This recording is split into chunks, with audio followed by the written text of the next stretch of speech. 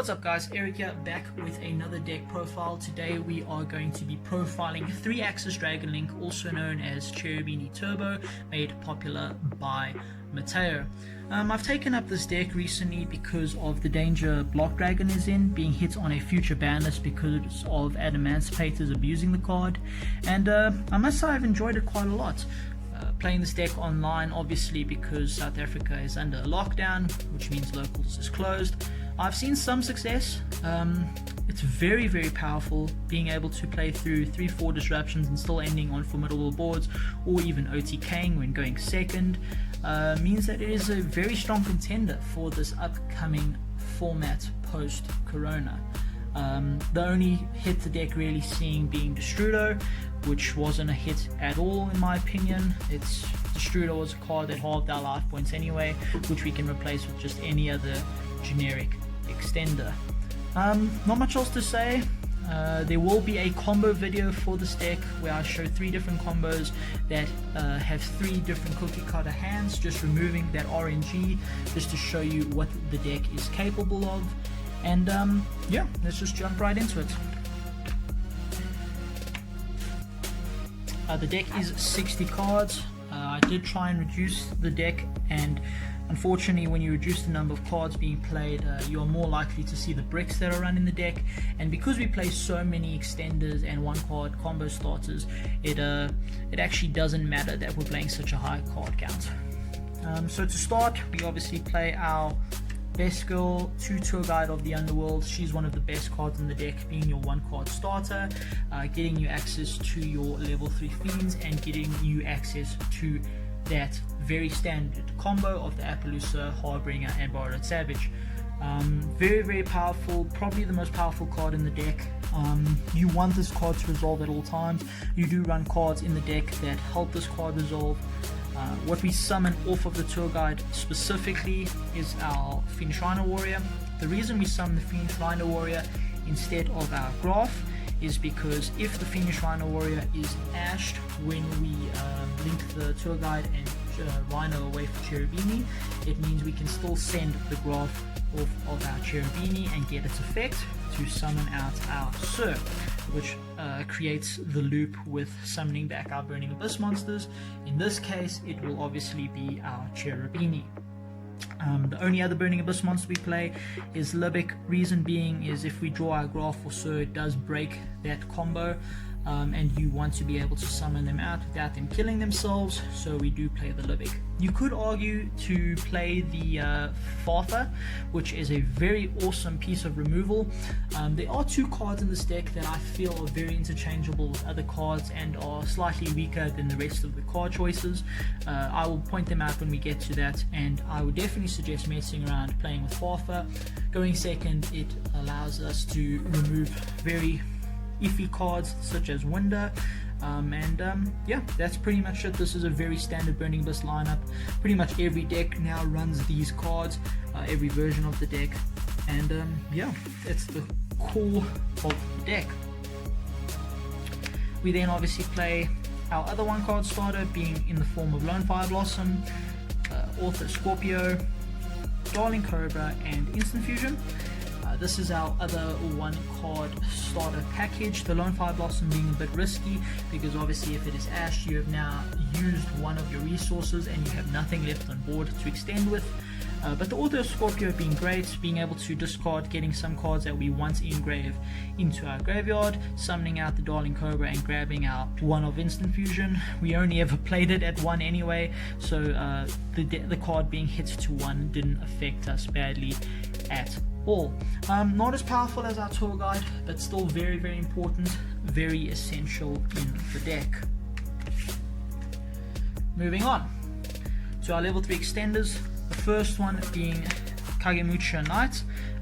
This is our guy that we use to chain block our Author Scorpio as well as our tour guide.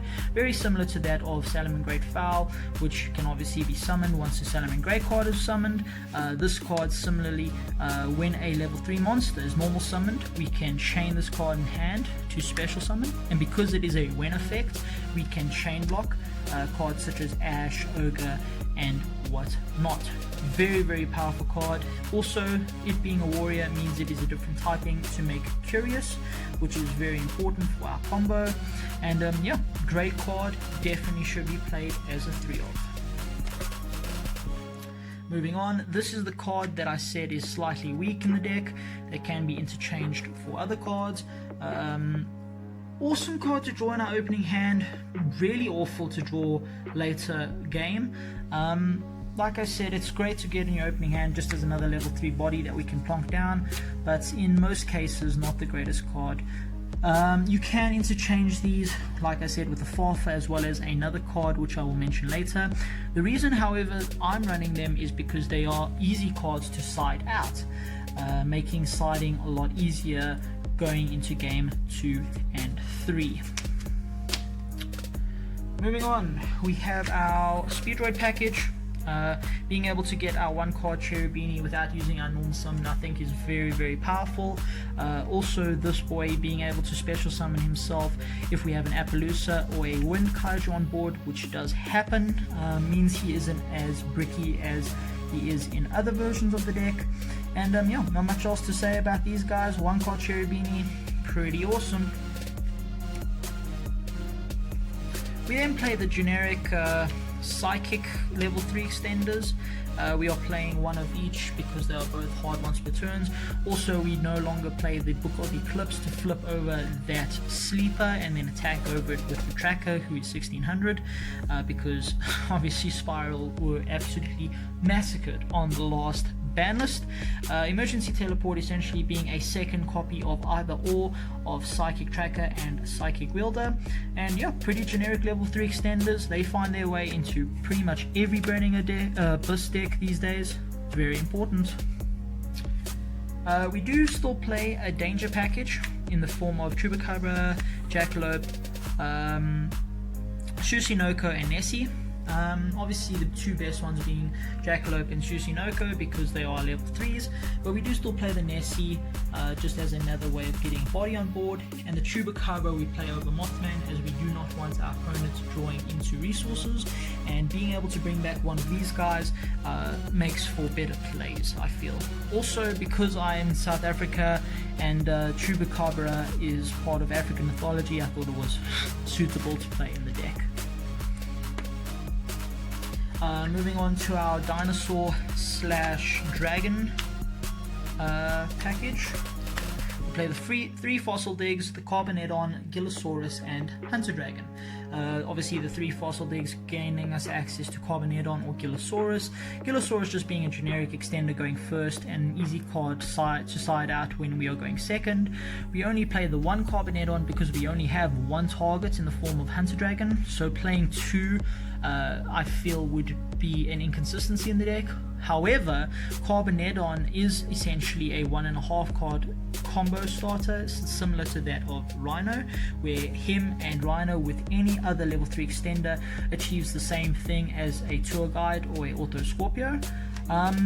But yeah, we have access to it in the form of Fossil Dig. Also, the Fossil Digs can be used as bait for Ash to grab that Gillosaurus if we have Carbonedon in hand. Hunter Dragon being an obvious target for Carbonedon as it is a level 3 dark monster, which makes it another card for Curious, which does come up.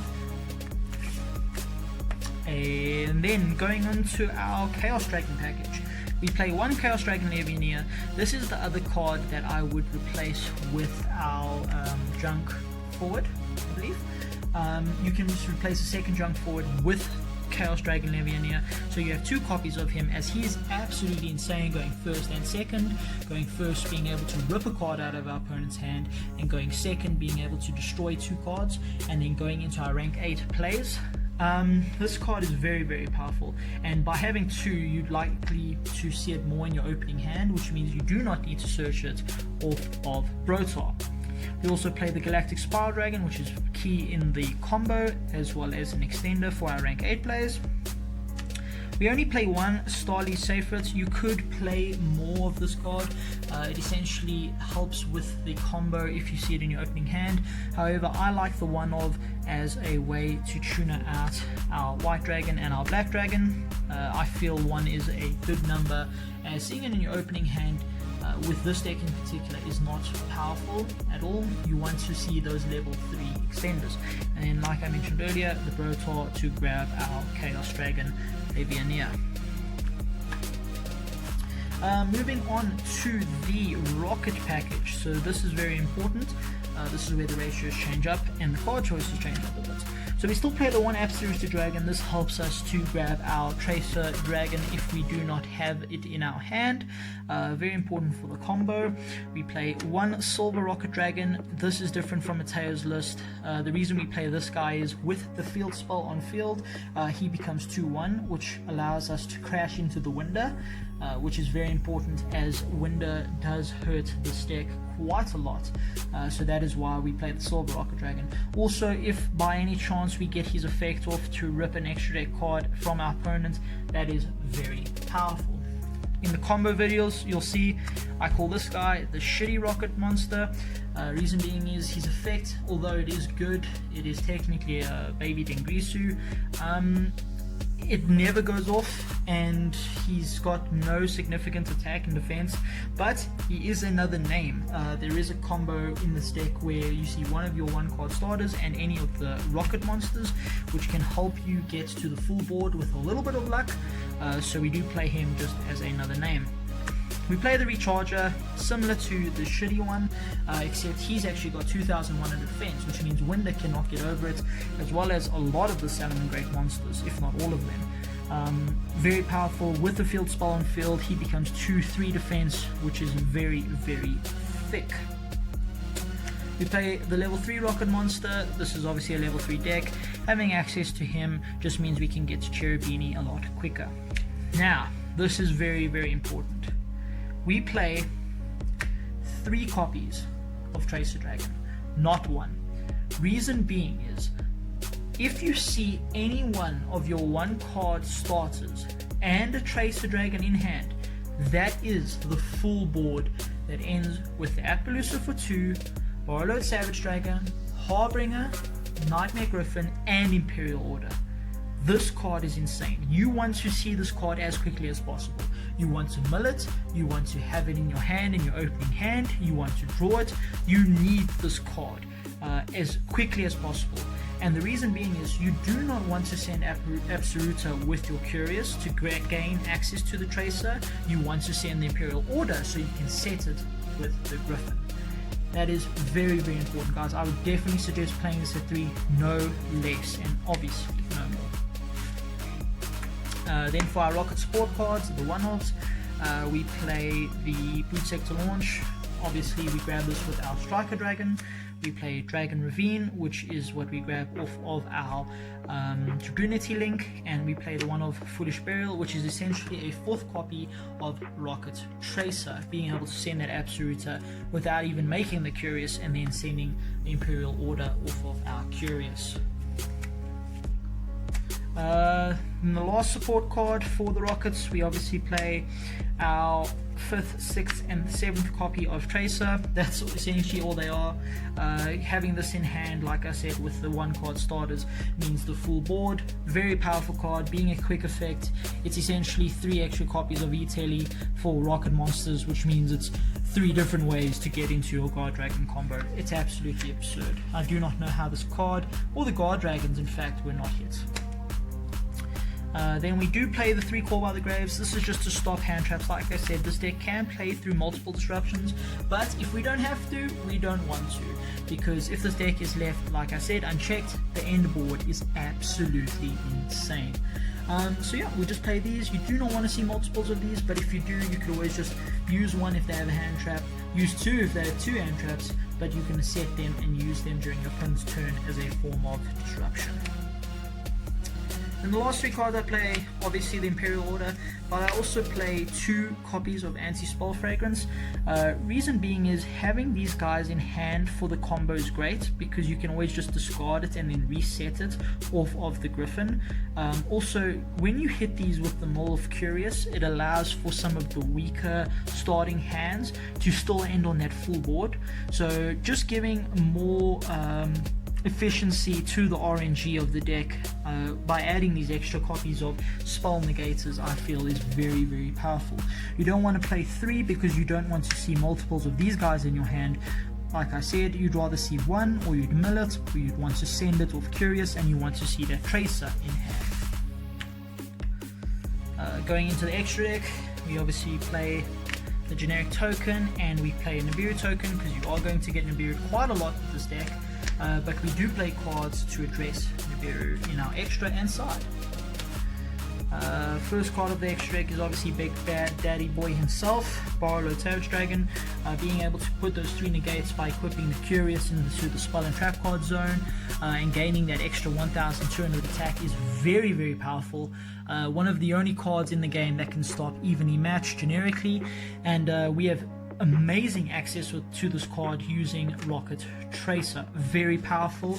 I would even consider playing 2 if the extra deck wasn't so tight, but unfortunately we can only play 1 because of how tight the extra deck is. For rank 8s, I play Dingrisu and Harbinger. I haven't mentioned Dingrisu once when I've been speaking about the full combo, but he is very, very cool in the deck. I actually cut Nightmare Unicorn for him. Reason being is he's a rank 8 that we can gain easy access to. He's a non-targeting send where a Unicorn you need to discard for cost, target, and it essentially gives them that resource back to use later on, where this immediately gets rid of a problem instantly and has protection of destruction of multiple cards on your field twice. Harbinger does have that protection from attack that the Appaloosa faces, because our Appaloosa is usually made with 2 cards, which means it's quite weak, and it has that spell negate. But if you have that Imperial Order or anti-spell fragrance, what do you even need the spell negate for? So I think Dingrisu in some cases is more powerful. If the end board is a little bit weaker, I believe the Harbinger is probably a better choice. We then play the Darkfire Dragon. Very simply, this is for our instant fusion, gets us into our Striker Dragon or into our Guard Dragon combo. For our Link 4s, we play Borrelsword Dragon, being a OTK button for the deck. You can technically interchange this for something else, but always having access to a Borrelsword Dragon is very powerful. And in the niche instances where we have our rocket monsters on board, you can use his effects to change them to defense mode and then trigger off their effects, which is very, very powerful. We play the Nightmare Griffin, which I've spoken about plenty during this deck profile, that allows us to set that Imperial Order or anti-spell. And we play the Appaloosa, which is also integral to the combo, getting those monster negates. We then play our Draco, Master of the Tenny. This is in case we get Nibiru'd, as if our opponent Nibiru's at the best time, or when we summon our, I believe, 5th card, we can recur our Cherubini using Sir, which means we have our Link 2 and their token, which we can then link up into the Draco Masters of the Tenny, and then we have the arrows for the Guard Dragon combo. Also, there is some synergy with this guy and the Darkfire Dragon, Hunter Dragon, and the Nibiru token, because it actually has an effect where it can non-targeting destroy cards based up to the number of non-effect monsters you have on your side of the field. Very, very powerful, doesn't come up often, but we have to play this. It's very difficult to play around or through a Nibiru without this card. We play the Curious.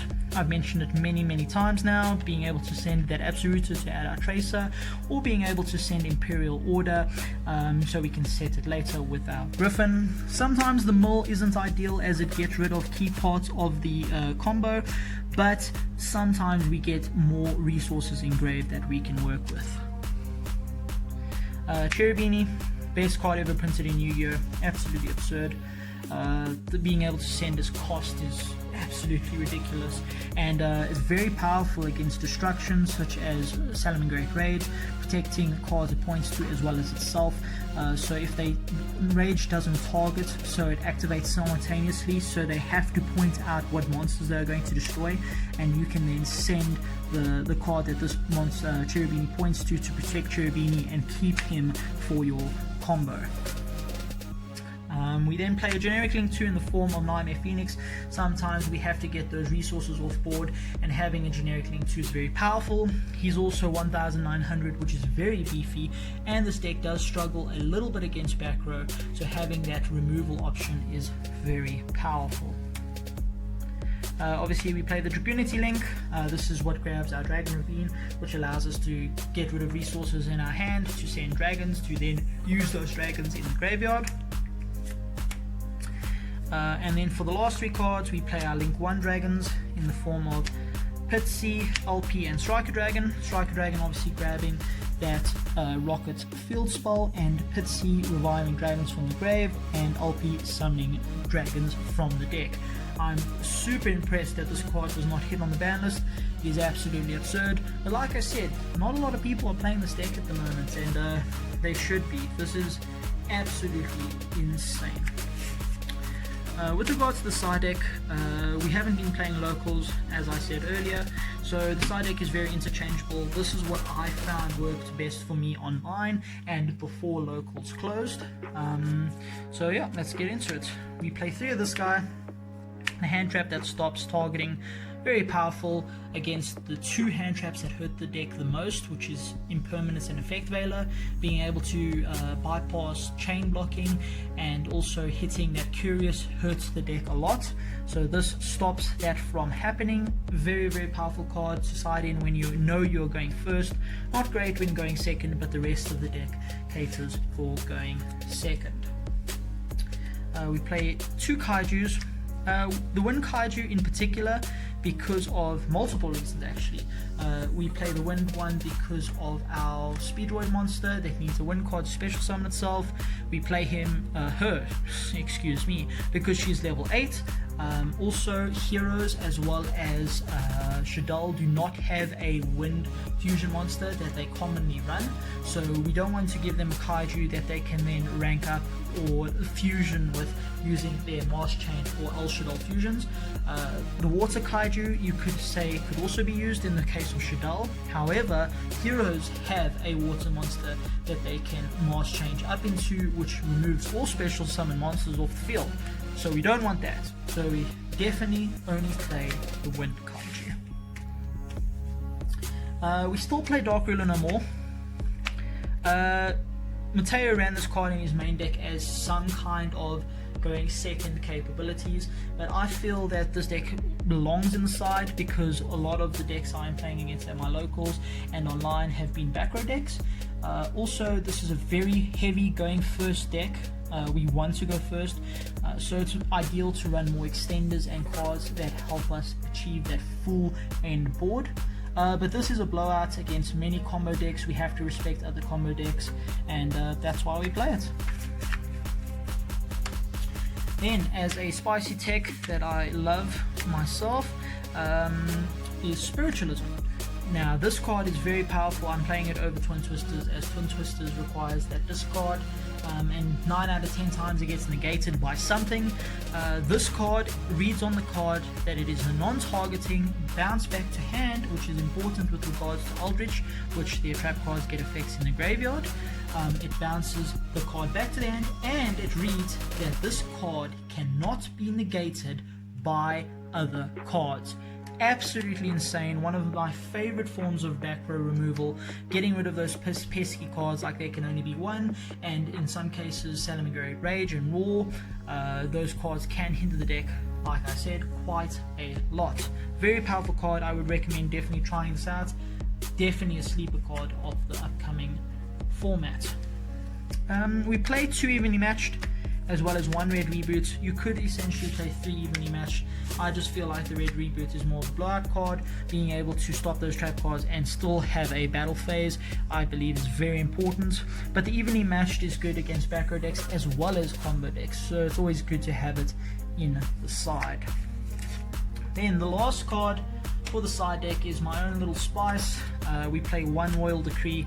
Reason being is Altergeist is a deck that this deck struggles against quite a lot, and just being able to flip this after setting it off of our Griffin basically shuts their deck down. They have to use monsters to try and get rid of it, and at that point you've probably set up such powerful negates using your monsters that they can't break your board. But yeah, that's pretty much it, guys. I hope you enjoyed the deck profile. Like I said, I will be doing a combo tutorial for this deck within the coming days. This deck is absolutely insane. I'm really looking forward to playing with it once we can get back to locals. But for now, more online testing will go into it. I'll let you know if any changes take place. If you enjoyed the video, please like, and if you really enjoyed the video, please consider subscribing. If you have any questions or comments, please feel free to leave them down below. I reply usually to all my comments. And yeah, I'll check you guys soon. Have a great one.